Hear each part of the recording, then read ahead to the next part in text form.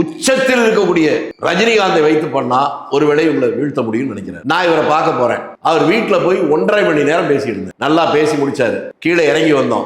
இறங்கி வரும்போது கீழே பார்த்தா அவர்கிட்ட போட்டோ எடுக்கிறதுக்கு ஒரு 100 பேர் நிக்கிறான். நான் சொல்லிட்டு வேகமா போனேன், சத்தம் போட்டேன். என்னன்னு கேட்டு, என்னன்னே நீங்க பாட்டு போறீங்க, என்ன விஷயம் கேட்டு, இவ்வளவு பேர் போட்டோ எடுக்காங்க, நம்ம இவ்வளவு நேரம் பேசிக்கணும், ஒரு போட்டோ கூட எடுக்கல. பரவாயில்ல விடுங்க. நான் அவர் பக்கத்துக்கு போகல, அவர் என் பக்கத்துல இருந்து என்ன கட்டி பிடிச்சாரு. ஒரு போட்டோகிராஃபர், அப்பெல்லாம் போட்டோ எடுக்க ரொம்ப கஷ்டம், இப்பதான் சாதாரணம். ஒரு படம் எடுக்கணும்னு சொல்லி அந்த படத்தை அவரே பெருசு பண்ணி ஃப்ரேம் பண்ணி எனக்கு அனுப்பிச்சாரு. ஊர்ல இருக்கு.